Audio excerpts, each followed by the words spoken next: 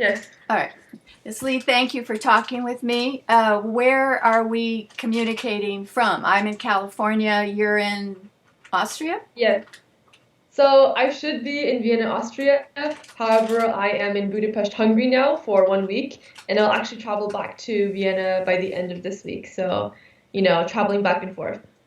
And what are you hearing from people as you travel about what's going on in Ukraine, Russia? Are people worried? Are they concerned about the nuclear problem? What's the Sure. kind of chemistry that you're feeling? I mean, from the people that I've talked to and from like the conversations I've had, it's much more about what can we do locally in terms of what can we do in Hungary or in Austria to help with the contributions of supporting Ukrainians. And honestly, I'm very happy to see that there has been so much support from numerous countries, numerous bordering countries offering places for the refugees in essence and providing food, providing shelter. So I'm very much, let's say, happy and pleasantly surprised by this warmth. And this kind of really reminds me of the human kindness that there is and the, let's say, connection that we can all kind of bond when there are atrocities in the world and bringing each other together with these supports. So honestly, it's been a lot of positive, let's say, talk and conversations throughout. And yeah, I'm very happy to be surrounded by people who also want to help. Well, Syrians have pointed out that there could be some racism involved here Yeah. because Putin bombed the heck out of Aleppo, and the West didn't come to their aid in the same way as they're doing for Ukraine and welcoming Ukrainians with open arms into, say, Poland, but not so much African students who are studying in Ukraine. So there's an undercurrent that's not so pleasant. Yes, I actually just watched a commentary on this interview also about this racism that's actually going on right now with the situation. And if we hear about reporters talking about, the refugees coming in, a lot of them actually mentioned, yeah, the Ukrainians, they're different. They're different kind of, refugees. They are more well spoken. They have a, middle class background. Let's say they're in essence, being racist towards the other people. In the case of, as you mentioned, Syrians and this ongoing war where they're still refugees, but nobody is talking about this or supporting them in any way. So there is definite a very imminent racism in this case.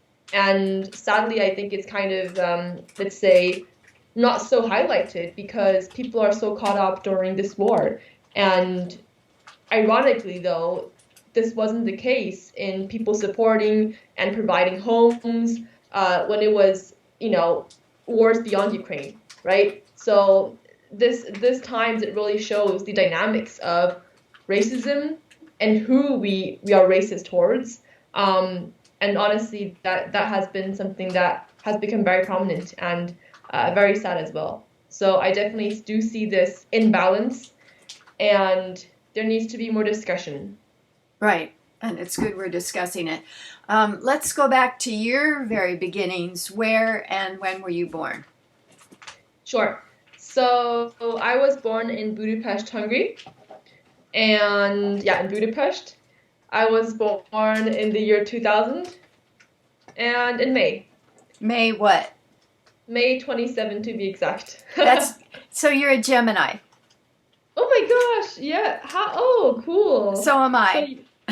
you're a Gemini too. Yeah, I'm June. Amazing. Yes, Gemini sisters. I just did a book about men who are involved in thinking about masculinity and the men's movement. And that's how we connected with George Simons. And Exactly. the most prominent sign were Geminis among Okay. those men. So I Oh, think it's because Geminis are communicative, are interested in relationships between people and that kind of thing. Sometimes Geminis can get scattered or have too many pots on the fire. Do you ever find that happening with you as such a productive person or not? I mean, honestly, like I do look at, let's say, zodiacs and horoscopes, and they do interest me. I'm always the person who comes up to people, strangers, and asks them like, "Hey, what's your sign?" Because I do think that it gives off a certain, let's say, personality or characteristic of the person before I meet them. But I do also tend to think that it's very much personal based and not based on, the month or the, let's say, sign. So for me personally, I think that I have a lot of passions and, let's say, things that I'm interested in and projects that I work on. But I wouldn't say it's because I'm a Gemini and because people, often say Geminis, they're two split identities, and, somehow it's just really exaggerated. Because honestly, I do feel like that every single person has different identities and different personalities at different points. It's just that perhaps we experience it personally in a stronger way. But personally, for myself, I've always been someone who's really interested in different topics. So I don't know if that's directly related to my sign or it's just my personality. So okay. yes. Your parents were born in China. How did they get to Budapest? Yeah, great question. So my father was the one who first came to Hungary, and the reason that he told me he came was because during that time, it was, let's say he was in high school, I believe, and they had this opportunity to, let's say, had a break, and he had an opportunity to go out and travel the world. And then he basically saw there was the cheapest ticket to Hungary, let's say a one-way route train ticket to Hungary. And then he was like, why not? Let's take a look. And he never left since. So that was him. And do you know then, why he picked Hungary? Why did Hungary call to him? Because it was the cheapest train ticket. And I think the only one. And also, the important thing was it gave visas to him. So that was important, right? So those two factors, I guess. And what about your mother? My mom actually was introduced my mother's sister, who was working as a, how do you say it, not stewardess, but somebody who's in the train. So the train attendant. Yeah, so yeah, the train attendant, and she went to Hungary, and then somehow my dad and my mom's sister met, and then my mom's sister introduced my mom, and she was like, yes, I have a sister, and I think that you will really match. So she introduced my mother, and then she came and flew to Hungary, and then yeah, they had us after. By us, I mean my sister and I. And are you the firstborn? I am not. I am the secondborn. Because a lot of times achieving young women are firstborn. What kind of, sometimes also siblings take different paths. So if I'm the athlete, you're going to be the scholar. How do you and your sister, what kind of paths have you identified?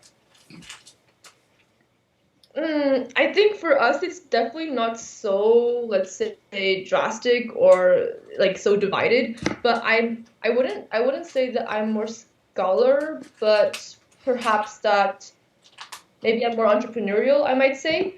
And my sister, she is into more, let's say, the corporate scene, and working, let's say, more like a kind of like a 9-to-5 job. Even though if I tell her that, she probably wouldn't agree. But she much more sees herself in, let's say, corporate jobs. And for me, I like doing my own projects, and having my startup and so on. So I would say those ends might be a bit different or contrasting.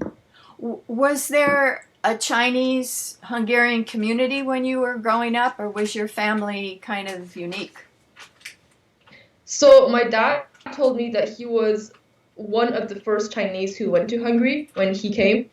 So he met a lot of Chinese Hungarians. He probably knows like all of if not all of the Chinese Hungarians in the very beginning. Of course, right now it's different because there has been a lot of new immigrants that have been coming in. But yeah, so Chinese Hungarian community wise, we're quite familiar. But interestingly enough, our family really likes also, having friends, being friends with Hungarians. So we have a lot of local friends actually. In comparison to, usual traditional Chinese families, we would say we're much more open in that sense. Well, the fact that your parents were so adventurous would indicate that they would have those kind of personalities. I mean, they're certainly not isolated and inner directed.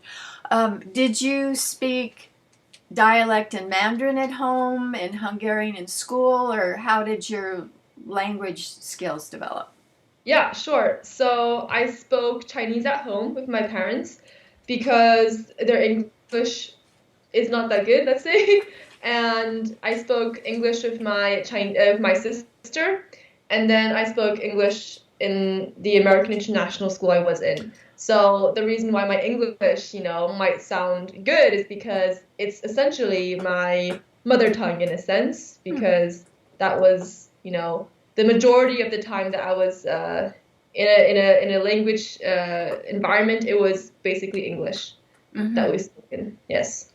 And then you obviously had Hungarian friends, and so you're trilingual or more. Yeah. So the Hungarian friends, there were some Hungarian friends in our school. However, I was more of the group that was, let's say, more international, and we just spoke English. But outside of school, because my parents had a lot of Hungarian friends, that's when I had to speak, let's say, Hungarian. They would come by and have dinner with us, and then, I would need to speak Hungarian, which I'm very thankful for, because then I was able to practice and also improve on that. And also considering that I was in Hungarian kindergarten, but that was just a few years, so not that it, made a big difference, but I definitely probably, remember a few words from there as well. Right. And then growing up, what messages did you get about being a good woman, being a successful woman? What did it mean to your family and your school and the media, whatever influences? I mean, I think that we never had like a sit-down conversation, let's say at home, regarding this topic. But mainly what I got from my mother is that I've seen kind of her role and how she kind of, let's say, holds herself in the family. And I can say that it has been very empowering because she has always encouraged us, like, no matter if we're, female or male, we have the same opportunities, we can do the same things, and we should never feel put down by, the gender. So that has been very encouraging. But I have to say that being in a, let's say, Chinese and Asian family, but being then in Europe, there has been contrasting views in gender. For example, if I go back to China, I have relatives, and when we have those family dinners, they would always come up with the question, so do you have a boyfriend? You should marry a rich, guy in the future. This always comes up at some point. One of the aunts say it, and I'm just like, oh gosh. And then, to my cousin who, is a boy, they would ask, so how is your career? How did you find a job, etc. So I can see the contrasting, let's say, opinions and the way they view gender in that point. And it's less so in Europe. So I definitely have this clash in opinion and perspectives of this topic. I'm reading this book, Betraying Big Brother, The Feminist Awakening in China, by Lida Hong Fincher, and I've been looking at her more recent writings too, and it's so surprising to me that feminism is so much of a threat to President Xi and the Chinese Communist Party that they try to stamp it out at any cost, even though the women are just passing out stickers about let's not have sexual harassment in the transport system, or let's work on domestic violence, which were, nothing controversial. When you've traveled back to China, what kind of sense do you get as to why there's such a fear of feminist activism? I mean, to be very honest, I personally never felt there was a big difference. It was only these small like nuances that I like just talked about regarding people asking me certain questions, but I do believe it's quite fairly normal from what I've experienced going back to China, the dynamics, and I don't think there's much of a difference, honestly, between Europe and in China from at least, let's say, my age, the people my age. But of course, you never know what happens behind doors. And those are the times when you have these kind of, let's say, kind of, sad acts and things happening which people don't talk about. And of course, there's also a lot of censorship on these. So I would say, personally, from what I've seen outwardly or publicly, it has been quite normal. And there has been, honestly, an increasing, let's say, change in the direction of encouraging women to, embody their roles and not be afraid to go for whatever they dream and want. And I definitely see more as well empowering Chinese role models in the sense of, feminism. And so, yeah, to wrap it up, I would say there's definitely an increase in the amount of, let's say, feminists or equality among the different genders in China, because I think that right now everybody is evolving as well, and it's not only in China but all over the world. But of course, in the older generations, it might be a different story. But I don't have the personal account of that, so I wouldn't want to say something that I haven't personally experienced yet.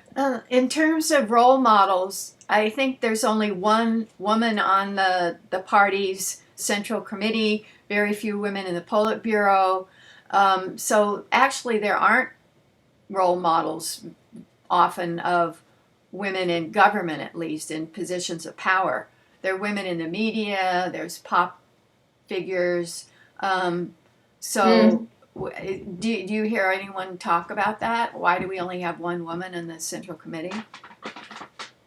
I've never really talked or heard about that, to be honest, from my side.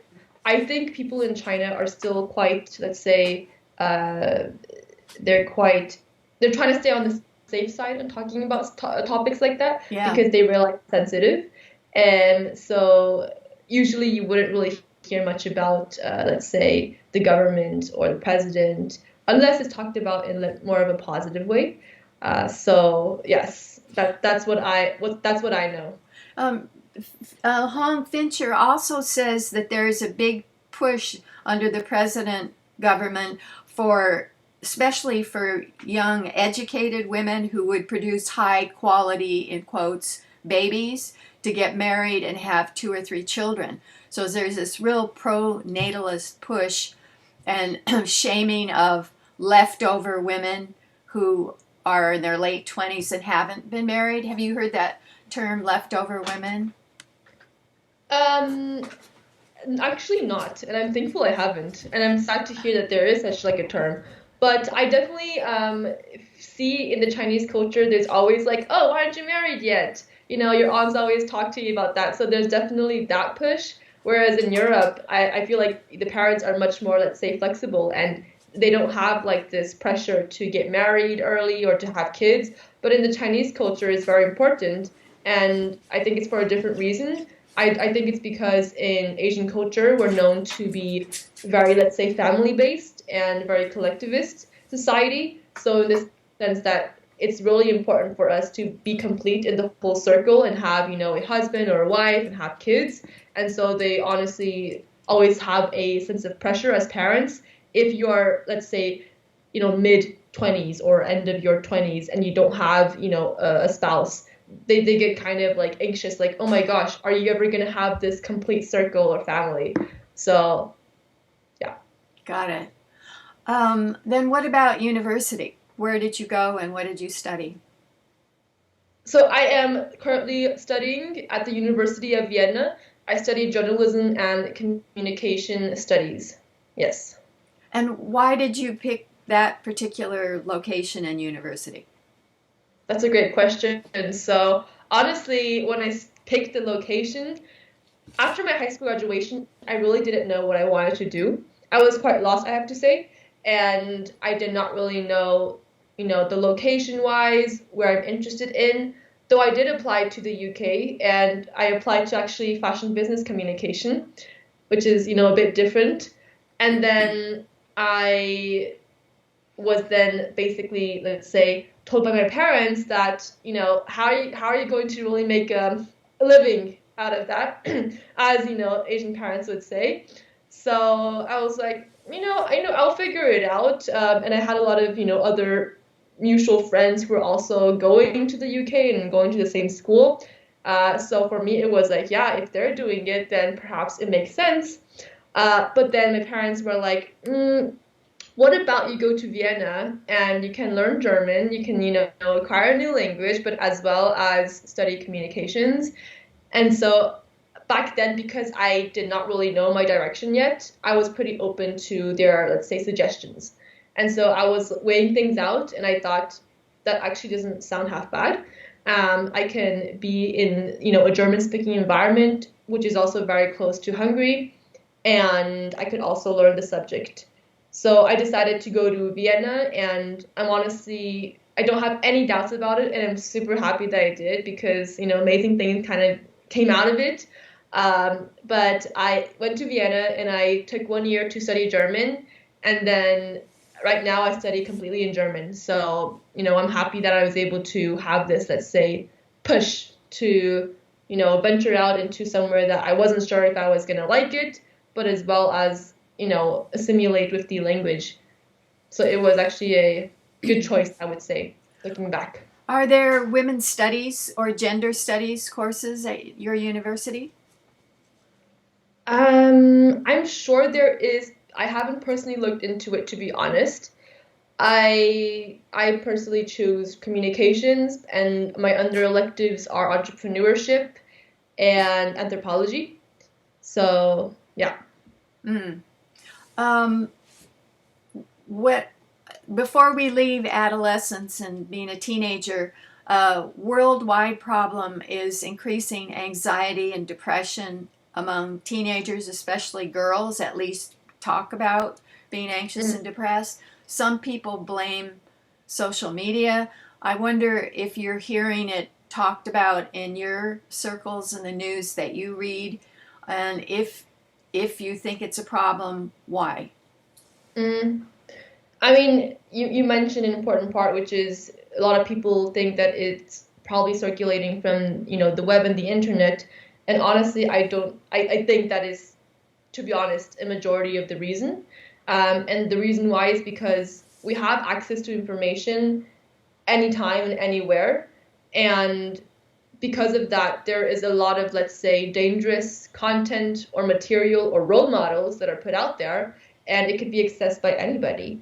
And you can, with a click of a button, share it to whoever you want. And if it's shared enough times, there's obvious this social confirmation and this bias to also behave in that way. And so because of this technology, I would say it's both a gift, but also, it's not, there's like saying something gift, but it's something in disguise. It's also, has its terrible ends.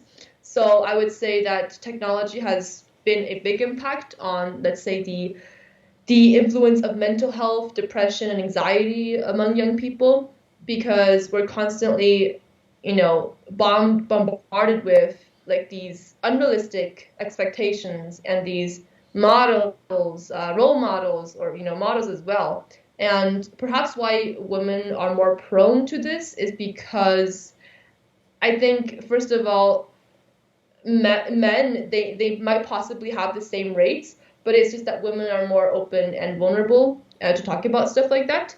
Perhaps there's a lot of other men who are in the same conditions, but they don't share, and so it's not, let's say, measured, and we have no idea what the numbers are.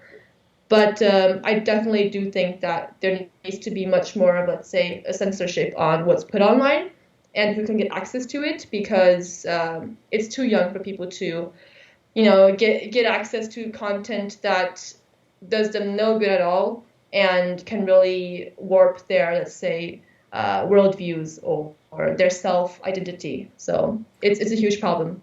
What are specific examples of dangerous, you use that word, role models or messages on media? I mean, the thing is, the thing about, let's say role models or things that you see online is it doesn't seem like it's harmful. People just post it.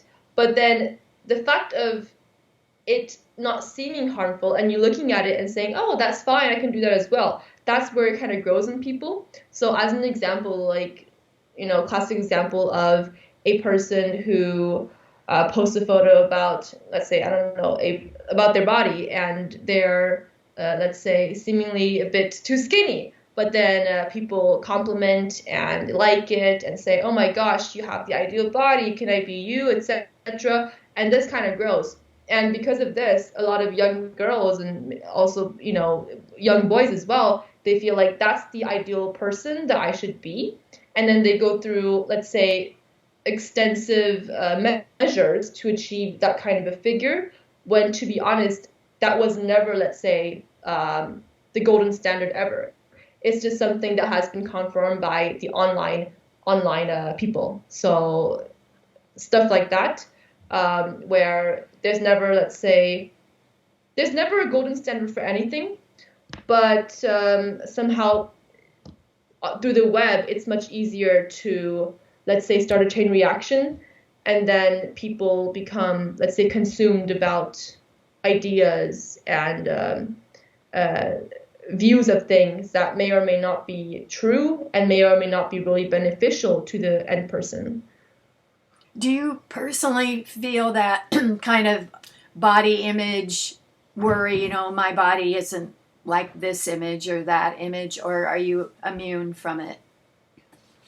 I feel like to a certain extent, every single person is conscious about their body image, or, about any other image. I feel like it's just human of us to constantly, let's say, criticize ourselves and try to, let's say, improve in a sense.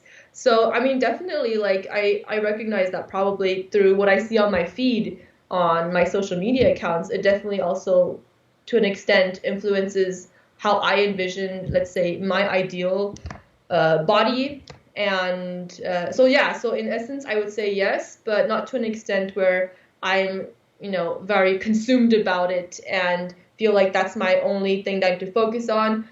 More so for me, I kind of digested it to be more of a motivation to be more healthy. So, for example, I then lean towards on looking at people who post stuff about fitness or about healthy living, healthy eating. And so that in a sense is, let's say, a rather good side of things, rather than just somebody who posts about, their body all the time. And there's no, let's say, evidence on what why they achieve such a look. But otherwise, on the other end, with the healthy lifestyle, you actually understand what it takes to achieve it, and it's a process. And if it's actually good for you, then I think it's fine for people to follow and also do the same thing. Do you think of yourself as a feminist? In the sense of wanting equality for, both genders, yes. Yeah. I think young people are more likely to claim the label both males and females, but there's still some people who think it means you hate men, and that's not what it means at all. Yeah, exactly. I feel like feminism has definitely changed over the years, in the sense that before it was much more of its pure form, in the sense of, really working towards providing equality for women in education, in the roles that they are in their family environments. But as of current, I feel like there's definitely a lot of aggressiveness that is put into, let's say, feminists. They're often portrayed as, when I hear it myself, even sometimes, I feel like it's portrayed in my mind that there's these bunch of angry women, with their, board and standing in front of buildings. Like, I've heard about this also from other friends who think that. And so I think this, image of feminist and what it means to be a feminist has really changed from from what it was in the past, which, taking action and really steps to achieving, like real life changes in society versus it being a us against you kind of situation. So I definitely think there has been a lot of, unnecessary warped image of what it means to be a feminist. It's been much more, let's say, one-sided, and that's the opposite of what we wanted to achieve with feminism, right? The Me Too movement has probably gotten the most public scrutiny and attention, I would say, around the world, including Europe. And do you put Me Too in the category of us versus them or positive action? How do you see Me Too movement? That's a really great question. Never really thought about that. But I think the Me Too movement is, let's say, less about the us versus you, or the us versus you, because it's people who are standing out and speaking up about situations. It's not about them saying, accusing somebody of, of something directly, but they are the ones who are speaking up about their personal issues, and they have all the rights to do that.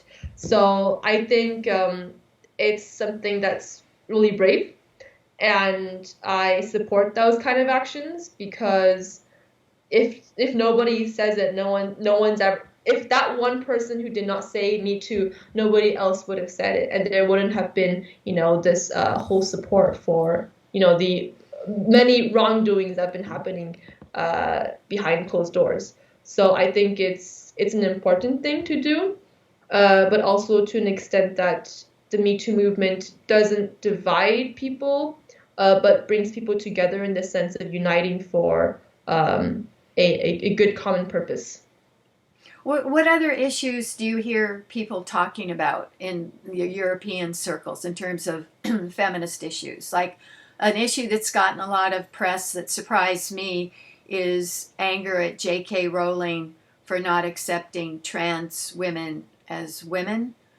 But I'm interested in what kind of issues are at the forefront in terms of equality that you hear about. I mean, in general, by the way, before I say this, I'm not really in this field, so excuse me if I say anything wrong, but there's generally a lot of talk about the LGBTQ community and about equal rights there. And obviously in some countries, for example, in Hungary, they absolutely really condemn, people who are in these categories, and they even go to the point of making sure that in their school books there isn't any portrayal of trans or same gender stories or roles. So there's a lot of, let's say, activism about trying to spread the equality among these LGBTQ community. So that has been a topic, but I personally don't know so much about it personally. So yeah, that's just what I hear. Yeah. Yeah, Hungary is famous in the West for Viktor Orban and how conservative and reactionary he is. So that's a difficult situation for some people, for sure. Right.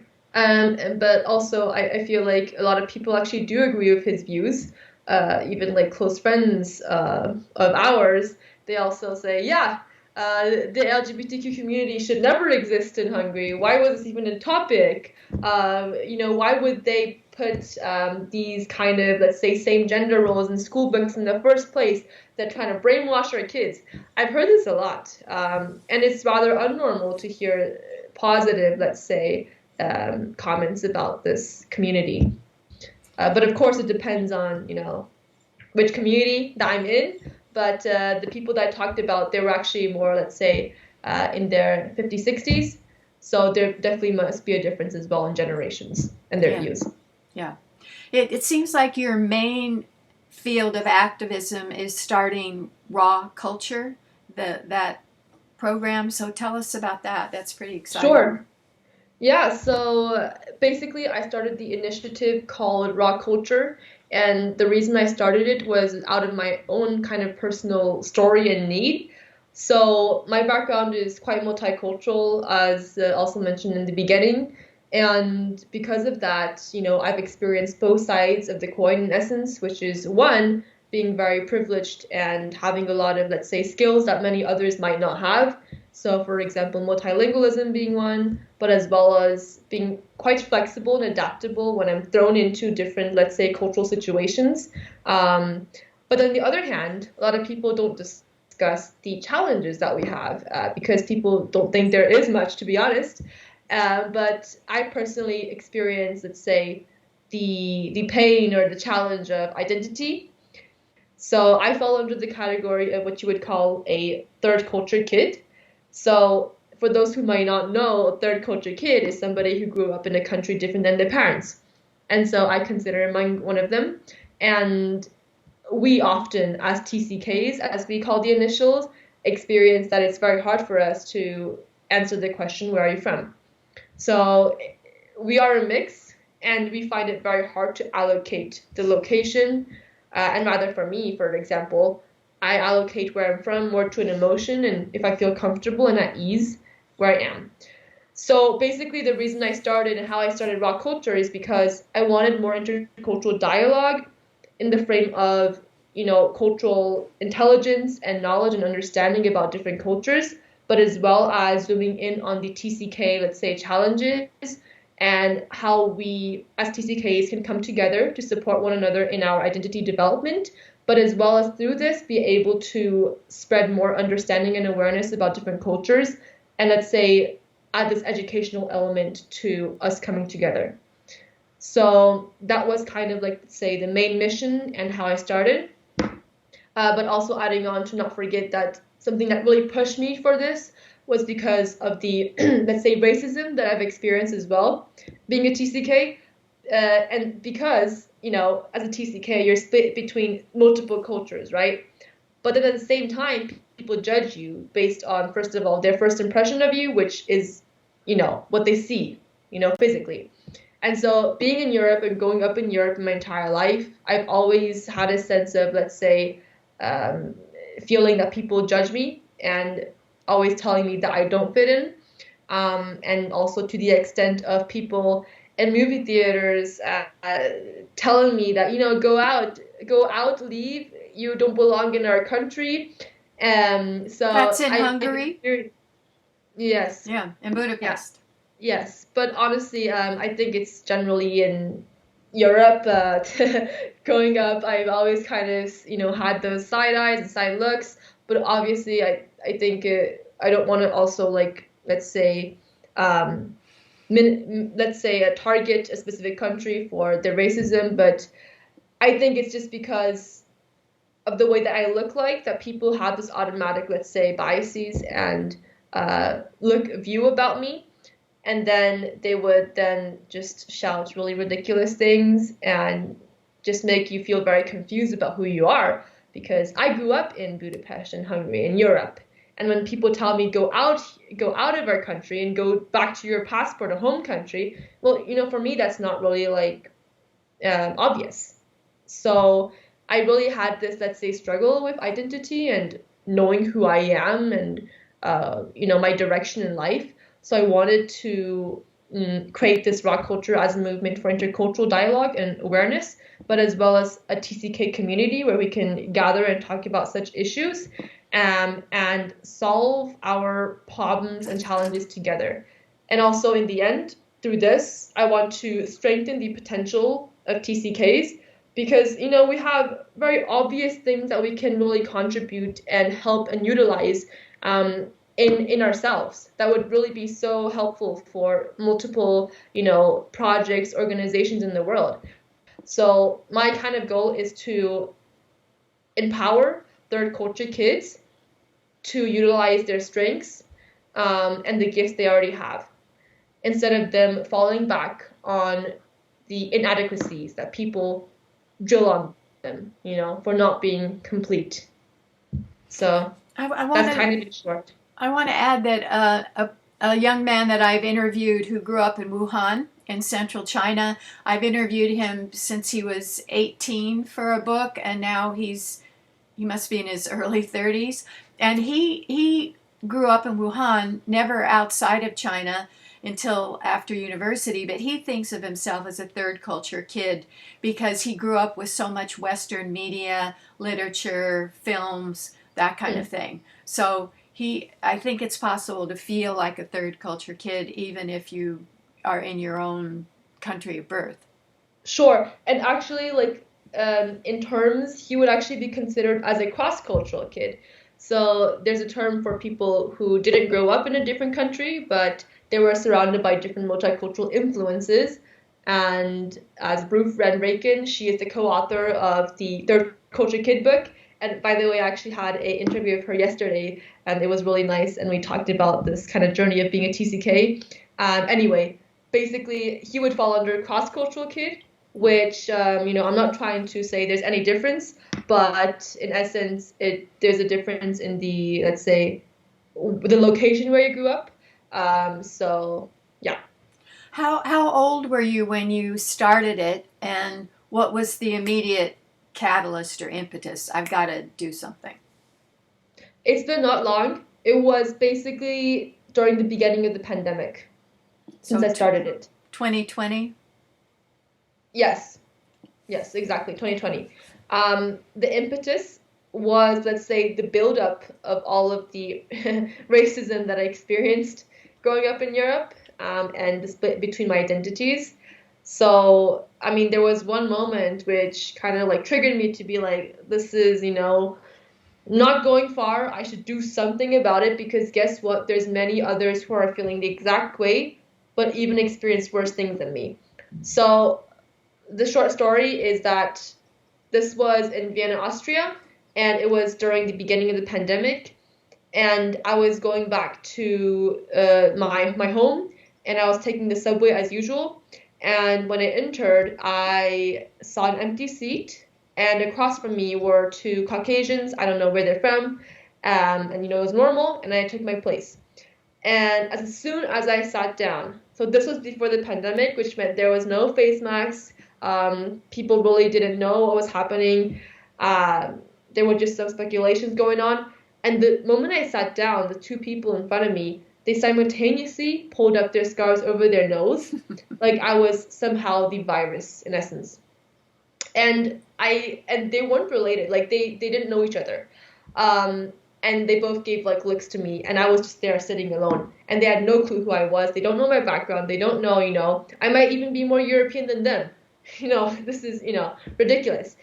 But it didn't stop there because the person who was sitting in the outer edge of the seat, he got up and he went to the furthest side of the subway. I could literally see him walking, like, really trying to get away from me in essence.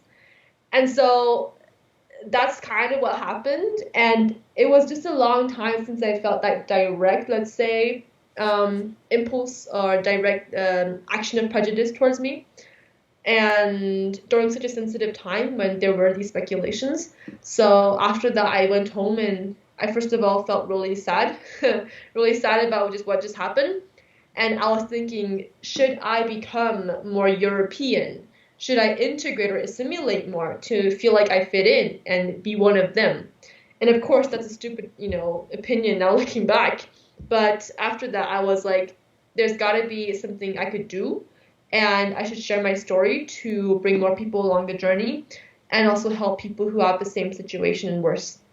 So that was kind of, let's say, the need for this initiative to occur and happen.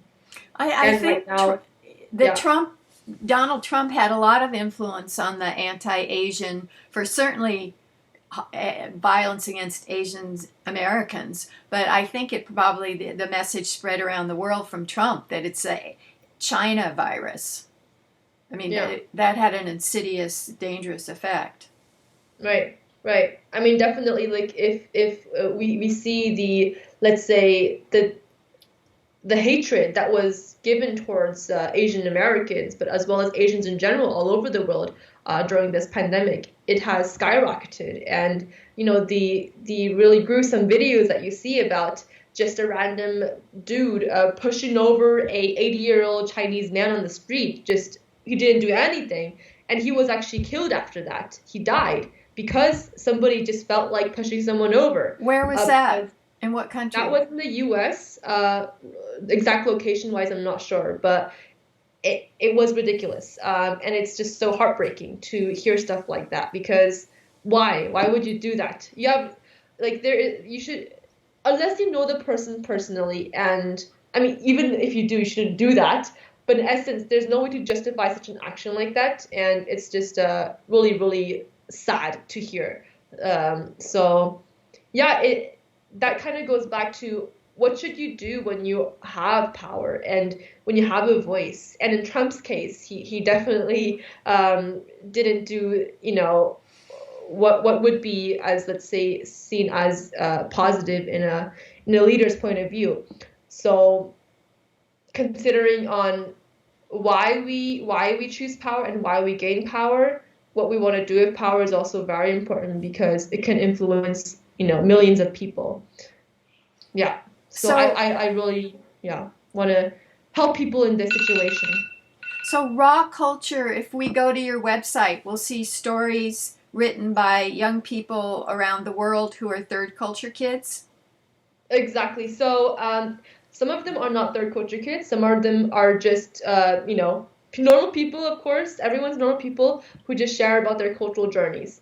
So the website, if you go on there, there's a bunch of different mediums, as you mentioned. So there's blogs, there's videos, there's images, but as well as interviews with people that I did, not only with third culture kids, but as well as with people who work as, let's say, HR in corporates, and asking them questions such as, how does diversity and equity and inclusion, or how does culture play a role in your corporate culture? So stuff like that is something where we can start on, and where we can build the foundation and base, and let's say build more awareness about important issues like this.